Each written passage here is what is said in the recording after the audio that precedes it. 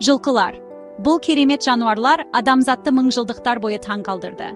Олардың күші, жылдамдығы және әсемдігі тарихымызда, мәдениетімізде және жүрегімізде құрметті орынға ие болды. Азияның кең далаларынан Солтүстік Американың жазықтарына дейін жылқылар дамып бейімделді. Олардың тағдыры біздікімен тығыз байланысты. Бұл эссе жабайы және қолға үйретілген жылқылардың әртүрлі әлемдерін зерттейді. Олардың айырмашылықтарын, ұқсастықтарын және біздің әлемдегі ерекше рөлдерін қарастырады. Ғасырлар бойы жылқылар өркениеттерді қалыптастырып, адамзат тарихының бағытына әсер етіп, маңызды серіктес болды.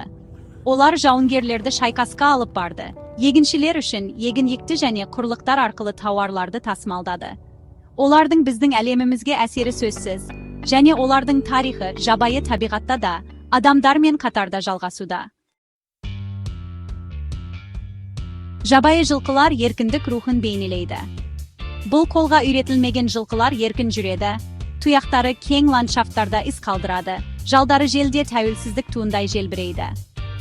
Бұл қашып кеткен қолға үйретілген жылқылардың ұрпақтары емес. Олар адам қолының тигенін ешқашан білмеген шынайы, ерекше түрлерді білдіреді. Бұл жылқылар биелері мен құлындарын жыртқыштардан және қарсыластарынан қорғайтын, басым айғыр басқаратын тығыз үйірлерде тұрады. Олардың өмірі инстинктпен басқарылады. Күндері үнемі тамақ, су және қауіпсіздікті іздеумен өтеді. Олардың әлемі табиғаттың мәңгілік күшінің дәлелі, қатал сұлулық пен қатал сынақ әлемі.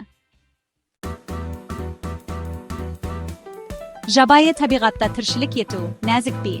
Табиғи сұрыпталудың ұрпақтарымен жақсы үйлескен жабайы жылқылар тіршілік ету үшін керемет бейімделулерді дамытты. Олардың өткір сезімдері, өткір көру, өткір есту және күшті иіс сезу оларды қауіп туралы ескертеді.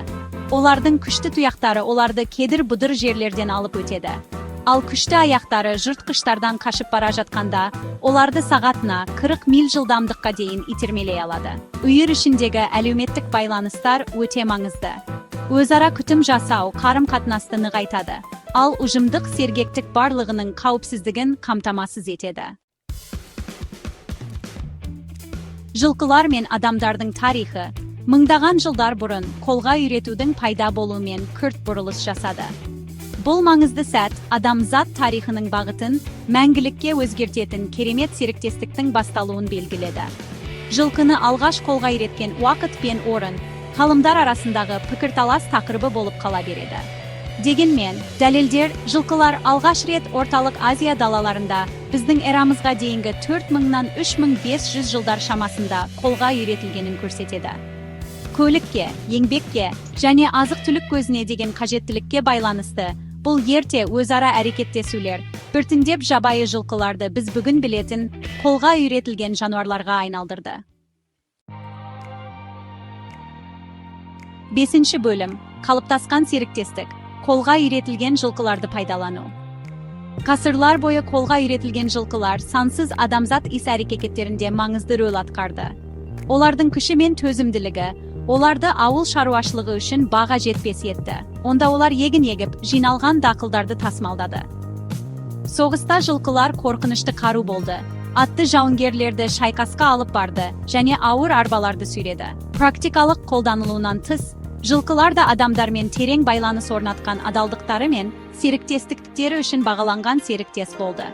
Олар біздің мифтерімізді, аңыздарымызды және өнерімізді безендіріп, еркіндіктің, асылдықтың және әсемдіктің күшті символдарына айналды. 6 бөлім. Қарама-қарсы өмір салты. Жабайы және қолға үйретілген жылқылар. Жабайы және қолға үйретілген жылқылардың өмірі олардың әртүрлі жолдарын көрсете отырып, бір-біріне қатты қарама-қайшы келеді. Өз тағдырының қожайыны жабайы жылқылар кең, ашық ландшафттарда еркін жүреді.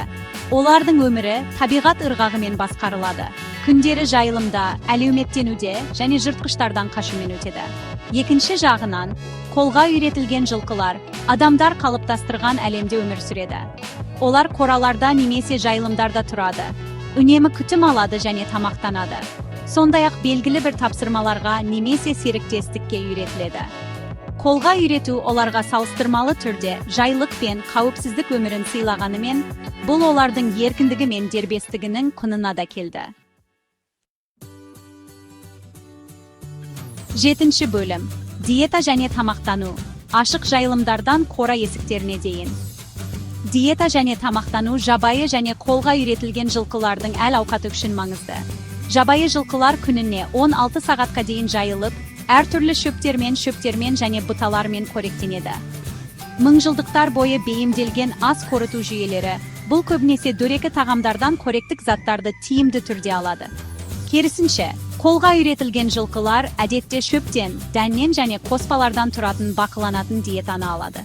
Бұл мұқият теңдестірілген диета, олардың денсаулығы мен жұмыс жүктемесінің, немесе өмір салтының талаптары үшін жеткілікті тамақтануын қамтамасыз етеді. 8 бөлім. Байланыс және оқу көпір салу. Жылқылар жабайыда, қолға үйретілгенде, дауыс беру, дене тілі және тіпті иіс арқылы, күрделі тіл арқылы байланысады. Жабайы жылқылар әлеуметтік иерархияны сақтау, қауіп туралы ескерту және эмоцияларын білдіру үшін осы күрделі байланыс жүйесіне сүйенеді. Қолға үйретілген жылқылар туа біткен байланыс инстинкттерінің көпшілігін сақтай отырып, адамның белгілерін түсіндіруге және оларға жауап беруге үйренеді. Шыдамдылық, дәйектілік және оң күшейту арқылы адамдар бұл ақылды және сезімтал жаратылыстармен терең сенім мен түсіністік байланыстарын дамыта алады. 9 бөлім. Мәңгілік байланыс.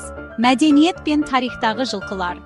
Жылқылар адамзат тарихының жылнамаларында шауып өтіп, біздің мәдениетімізде, мифологиямызда және өнерімізде өшпес қалдырды.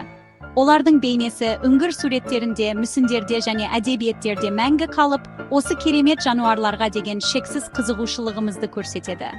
Олар императорлар мен рыцарларды алып жүрді, суретшілер мен ақындарды шабыттандырды, және халықтардың тағдырын қалыптастыруда маңызды рөл атқарды. Бүгінде жылқылар бізді таң қалдыруды жалғастыруда. Олар жарыс жолында күркіреп бара жатсын, киім кию ареналарында әсем жүрсін, немесе шабандоздарды кедір-бұдыр тау жолдарымен алып жүрсін. Жылқылар бізге адамдар мен жануарлар арасындағы мыңжылдықтар бойы қалыптасқан және ұрпақтар бойы жалғасатын күшті байланысты еске салады.